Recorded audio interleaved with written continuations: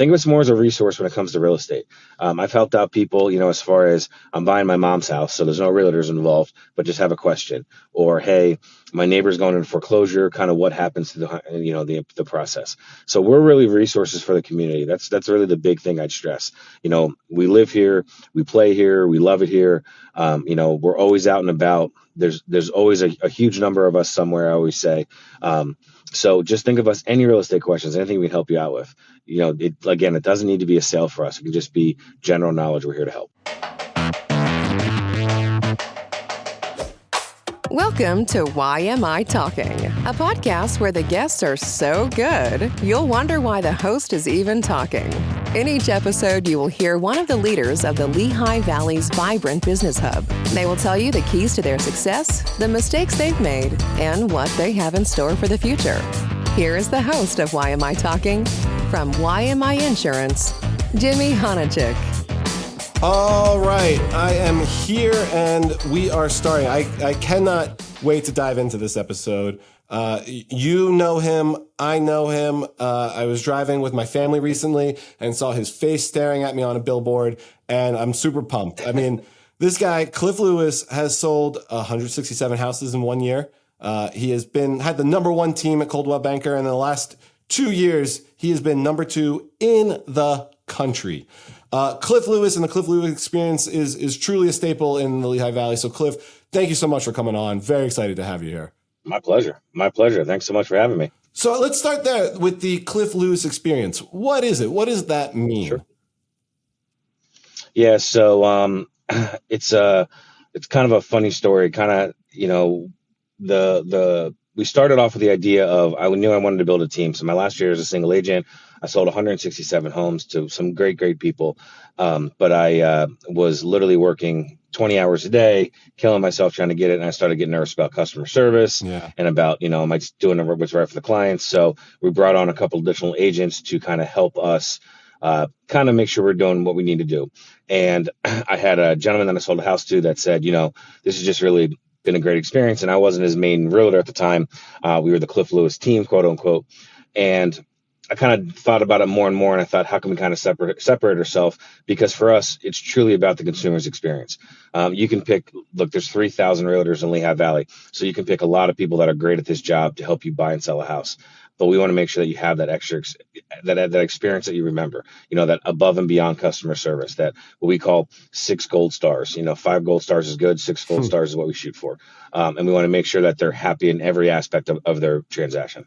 So what does that look like when you pull it out? How do you get that 6th gold star? Because I would think personally I can get 5, but that 6th is that extra mile. What are you guys doing to get there?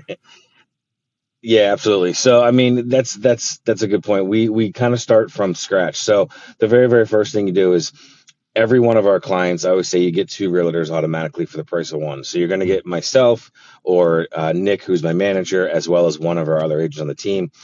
In this market we're currently in, super competitive, right? Houses selling, multiple offers very, very quickly. You need to be fast. And a lot of times we hear from people that say, my realtor is not available.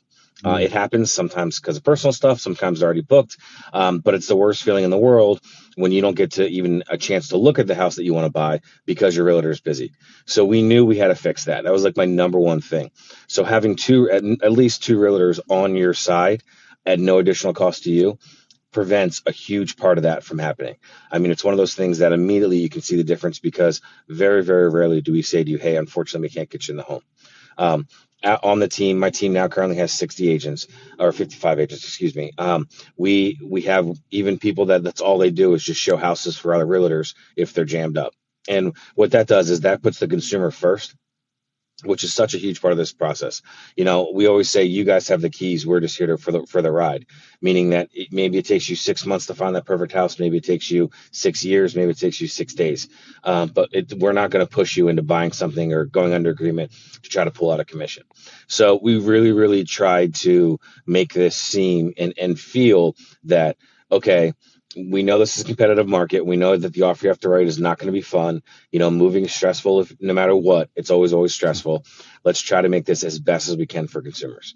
So then the next thing we did, of course, is we brought an in-house title company in, which then I've now purchased. So now we have an in-house title company right with the team that allows us the ability to pull all your docs for you, do all your deed prep, do all your final water, your final sewer, your payoffs, kind of take care of all that stuff that people go, oh, I forgot to. There's nothing worse than buying a house and forgetting to change over utilities. And now you own a home and you're sitting in the dark with no water, kind of makes it less fun. Yeah. So we really try to kind of take it to that another level, with helping people when it comes to the actual transaction. And I mean, that sounds like 6 gold stars, if I'm being honest. That's awesome. And I say this all the time. Like, I feel like insurance agents, lawyers, accountants, realtors, there's 4 million of us. It's hard to separate yourself, but it sounds like you guys recognize that pretty early on and have done everything you can to make sure that you stand out from the crowd. Yeah, I agree with you. I mean, I've done business with your family, and you guys have always done a phenomenal job. And we really try to kind of mimic the same kind of ideas and cultures that you guys have, in the sense of the fact of, we know that there's a billion of us. We know that everyone's best friend's brother's mother, sister's cousin, twice removed, is a realtor that they want to use instead. But they're also full-time, whatever else it is, and they kind of do real estate part-time.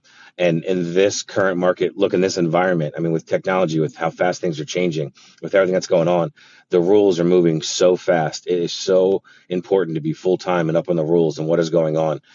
It is just a dramatic difference. And we try to help people get that experience. We try to say, look, we might not be your brother's mother, sister's best friend's cousin, but this is all we do. We do it every day, day in and day out, and we're really freaking good at it. And we really strive to make sure that the experience you have, you go home saying, you know what, that was, for as stressful as moving is, that was as least stressful as they could possibly make it. Well, let's talk about that for a second, because you're right. I feel like everyone's mother's brother's sister is a real estate agent, but you hear only 20% of them are really the ones doing deals.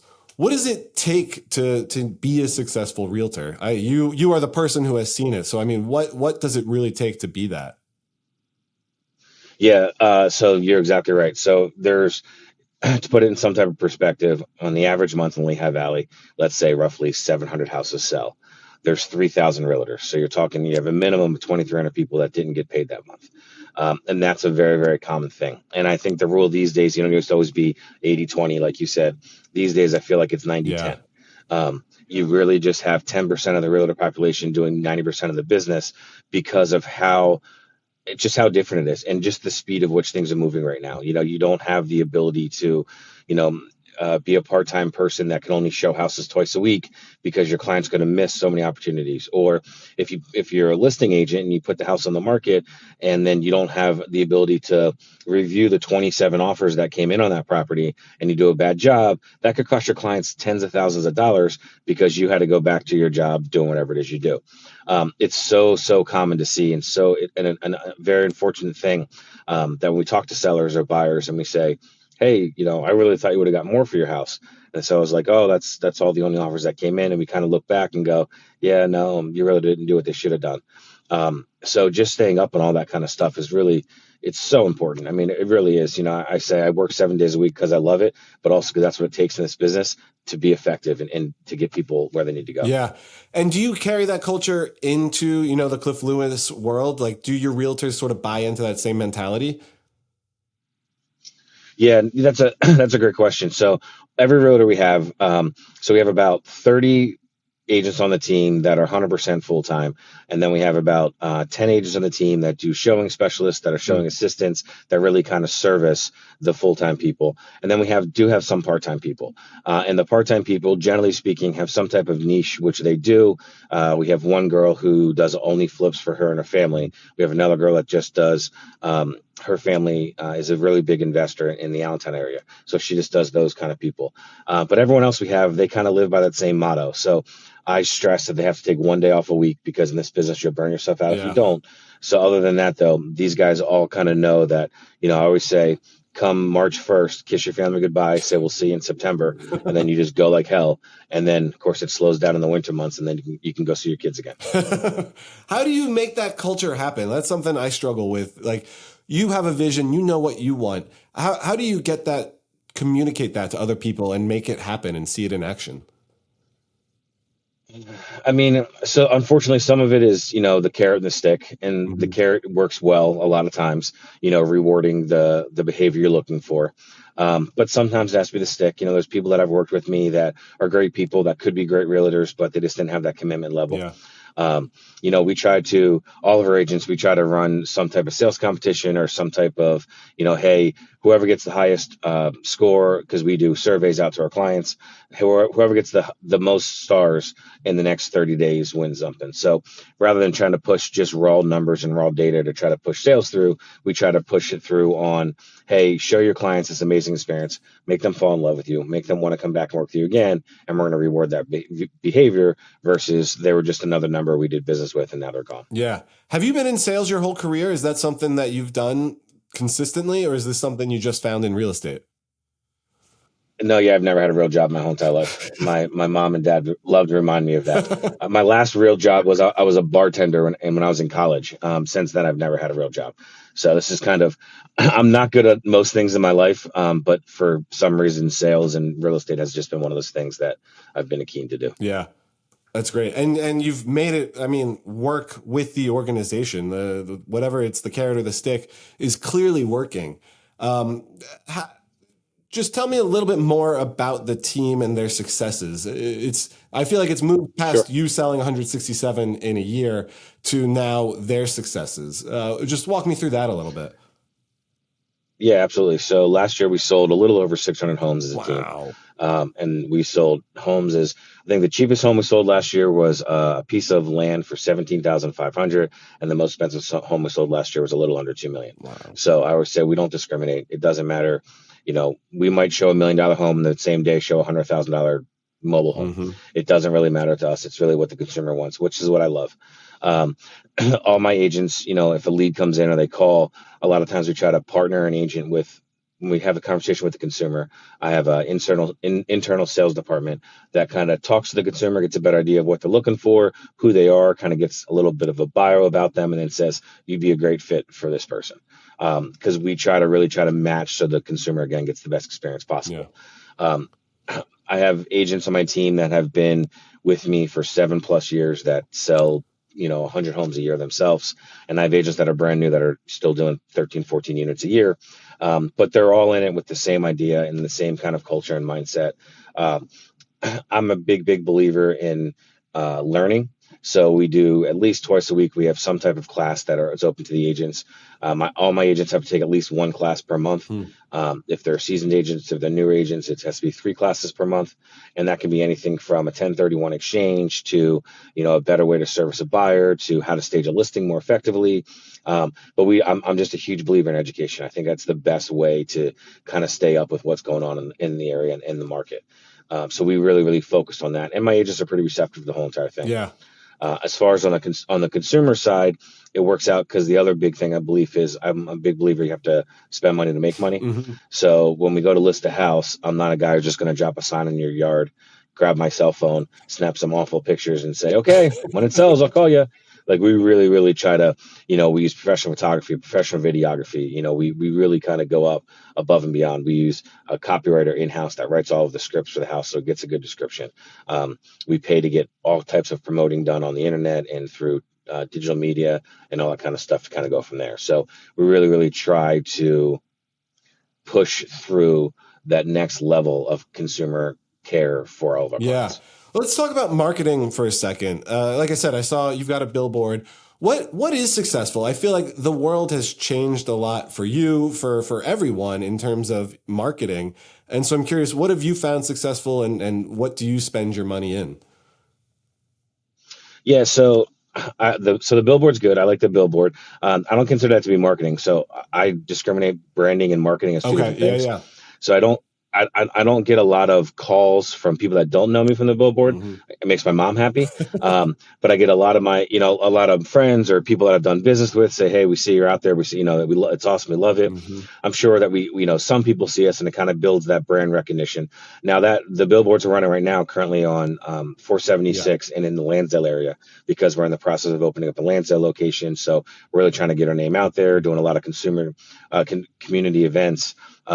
In the Lehigh Valley, we do a ton of community events. I think that's a great place to spend money rather than just buying online leads or just, kind of throwing some money out there and hoping somebody clicks a link. We really like to try to be involved because we all live here. So everything from local neighborhood yard sales to I love animals. I'm a big dog guy. So we do a lot of stuff with Lehigh Valley Humane Society and just trying to, that's where we really, really try to focus all of our branding Hmm. efforts is just on local kind of stuff. On the flip side, of course, the marketing stuff, we do a lot of swag, sweatshirts, hats, that kind of stuff, things people kind of hold on to, and really just try to put it where our biggest return comes from not a sale today, but a relationship tomorrow. Yeah. So, we're not going to go out and buy a cold lead and then just try to call them once and then it not work out. We'd rather try to build a relationship with somebody and go from there. I'm writing that down. Not a sale today, a relationship tomorrow. I thought that was good. But you're right. I feel There like you go. and I try not to talk too much, we spent a lot of money in, Google leads and investing heavily in there. And what we found was it wasn't worth the spend. It's a contact sport, right? It's those relationships. And Yep. so for every dollar Yep. we spent there, it's not a relationship. It's very transactional. They just want the lowest price. I'd rather develop a relationship so that I know you, I know your specific needs, and I can cater to that and be there in the long run. Yeah. Yeah. And the difference always is, in my opinion, it's harder. It takes more time to cater to a relationship than it does to buy the lead, right? So if you look at it and say, I can either spend money or spend time to try to get leads, the real thing to do is spend time. But because Americans don't love to do that so much, we say, well, can we just buy some stuff and that'll just do our job for us? And it doesn't work. You're 100% right. I mean, we always try to keep in contact with our past clients to say, hey, who do you know wants to buy or sell? Hey, are you interested in, doing stuff? Have you thought about investing in properties? We work with a couple of financial advisors and we always try to say, hey, if you got a client high net worth that wants to buy some investment properties, we can try to build something from there. But it is easier just to buy the cold leads and say, oh, we tried and they didn't like us because, this guy was $5 cheaper. I mean, we bump into the same stuff in our world too. Yeah. So you have seen ups and downs of the market. I guess walk me through, when did you start and sort of where are we now in the real estate market? So I started about 15 years ago. Is that right around 2008? 14. Yeah. So I think 2007 was my first year. Okay. So I got in maybe 2006. Damn. So yeah, right before the crash, I had like 1.5 good years, and then the crash came. Yeah. I was the king of the world. I was the richest guy. It was me. It was Bill Gates than me. So that's kind of how I felt. And then of course I was mid-20s, living life. It was fantastic. And then poof, it all kind of goes away. Um, the funny thing is during the, let's call it market downturn, I didn't really kind of fall off as much as other people did, but I definitely felt it in my business. There's no question about that. And kind of where we're at today, as far as if you look at the sales cycle, is we're locally in the Lehigh Valley now, not nationally. Nationally is completely different, but locally in the Lehigh Valley, we've kind of hung on to a still very, very strong seller's market. Mm-hmm.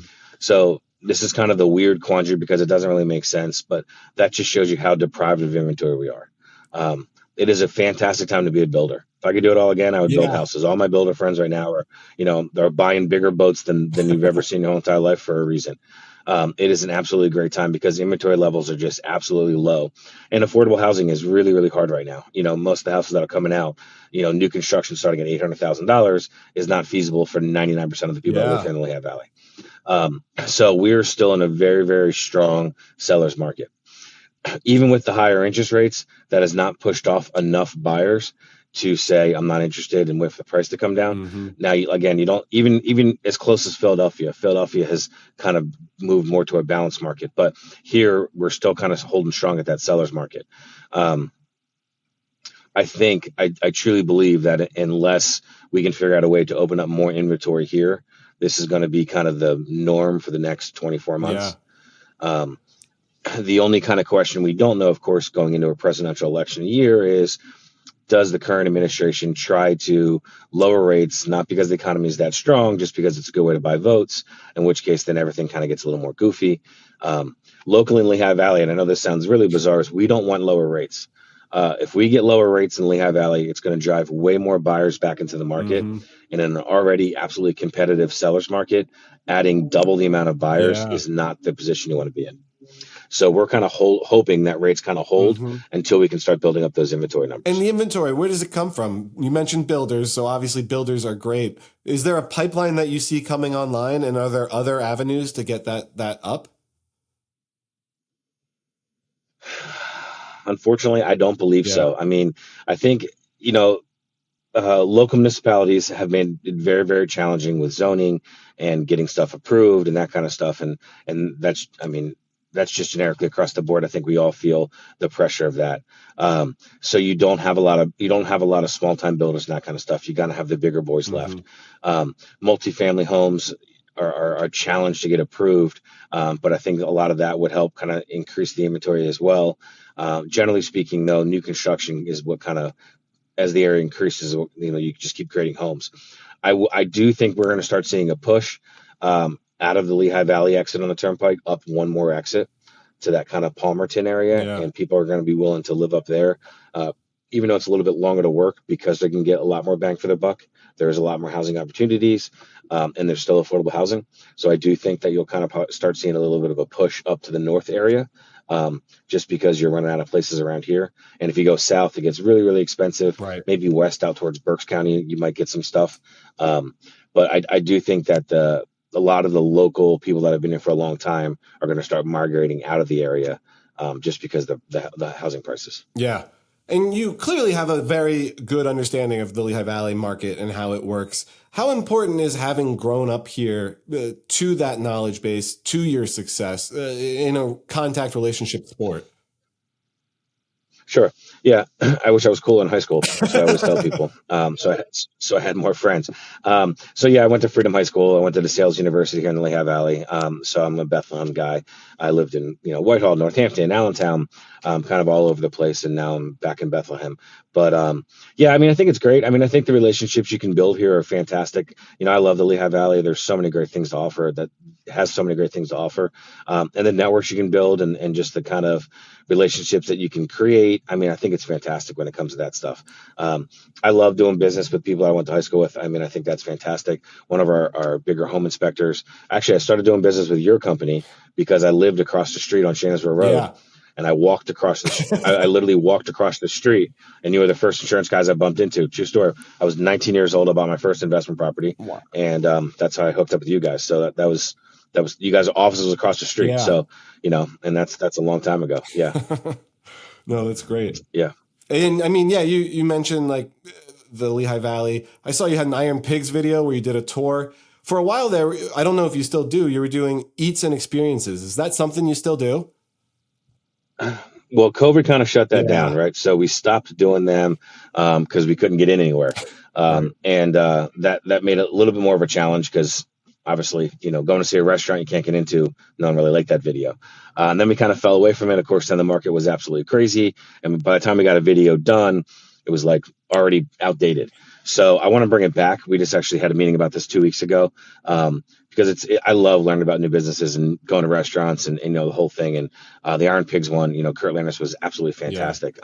That's such a great organization. And there's so many good ones here in the Lehigh Valley that we've done and highlighted. You just learn so much and just about just kind of like this, how people do business, and it's fantastic. Selfishly, that's why I did this podcast. I get to learn about so many cool businesses and what's going on in the Valley. It's just been a great outlet for that. Yeah. And one of those businesses is Notch Restaurant, Notch Modern Kitchen and Bar. I don't know if you're familiar, but they are a sponsor of ours. And every podcast episode, we do a segment called Kicking It Up a Notch. And so I'm going to walk you through it right now if you're ready.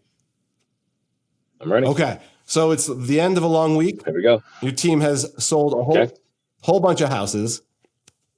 And you're ready to unwind. You're going to reach at Notch. They can make you a custom cocktail where you tell them what liquors, what mood, and put it together. but you're at your home. What are you reaching for? What do you grab? What is Cliff Lewis getting? My go-to cocktail would most likely on a Friday be an old fashioned. Yeah. If I was going to sit down and relax and unwind, it would probably be a nice old fashioned, probably basil hidden, nothing too high end, Mm-hmm. nice thick piece of orange. That's kind of my relaxation. Notch has absolutely fantastic cocktails. I've been there a Yeah. few times. Great service. Yeah, that's probably my go-to. Yeah. What are your, you just made me think, I think you'd be the person to ask. What are some of your favorite restaurants in the Valley? Oh God, there's so many. I love Union and Finch. That's definitely up there. There's no question about Yeah. that. The owners are absolutely fantastic. Ed and his wife are just unbelievable. They're just great people. Mm-hmm. Never had a bad meal there. Apollo, I mean, Rachel's ridiculous. I mean, that restaurant, I swear, it's the only restaurant gets better every year. Staff's always great. I love those two. Those are usually my go-to, Yeah. depending where I'm at in the Valley. And then, of course, Easton has, Oak and, oh God, the Italian places down there. I mean, there's so many good ones. Even Mr. Lee's Noodles. I mean, Yeah. we're on the road, obviously, as you can tell, all the time. So we constantly are eating, and that's the reason why I'm as fat as I am. I always say it's not my fault. It's all the good food here in the Lehigh Valley. So we usually stop somewhere and grab food. But there's a ton of great restaurants. Yeah. I mean, you're right. This is a first of its kind podcast for me. I've got you in the car. And like I said, as an insurance agent, I'm glad to see you pulled over first. I wasn't going to, but then you made me nervous. So then I decided I should. So, we're basically out of time. Is there anything you want to hit before we wrap this up? Anything you want anyone to know about Cliff Lewis, the Cliff Lewis experience that we didn't touch on? The only thing I would say is that don't think of us as salespeople. Don't think that you can't call us until you want to sell your house that day or you want to go buy a house tomorrow. We talk to sellers sometimes 12 months before they're actually ready to sell their house, and it's all free of charge and there's no commitment. We walk through the house, we get a better idea of, hey, let's move this, let's stage this, maybe spend a couple bucks here. You don't need to spend money here. And we try to make sure we can get you the biggest value as far as listing your home. And a lot of times things that you say you were going to do, we say it's not going to change the price. Don't waste the money on it. That's a very, very common thing. Think of us more as a resource when it comes to real estate. I've helped out people, as far as I'm buying my mom's house, so there's no realtors involved, but just have a question. Or, hey, my neighbor's going into foreclosure, kind of what happens to the process. So we're really resources for the community. That's really the big thing I'd stress. We live here, we play here, we love it here. We're always out and about. There's always a huge number of us somewhere, I always say. So just think of us, any real estate questions, anything we can help you out with. It doesn't need to be a sale for us. It can just be general knowledge. We're here to help. I mean, that's great because there is so many nuances to real estate and so many questions. To just be able to bounce that off someone is very helpful. Yeah, absolutely. And that's what we're here to do. Awesome. Well, Cliff, thank you again. I mean, this was fantastic. I learned a ton about you, about real estate, and about the Cliff Lewis experience. So thanks so much for coming on. Oh, thanks for having us. I was looking forward to it, and I apologize again for the car, but I'm glad we made it work. We did. Absolutely. All right. Thanks, Cliff. Thanks for listening to another episode of the YMI Talking Podcast. If you enjoyed this and want to hear more content from amazing personalities in the Valley, please subscribe, leave a rating, and drop us a quick review.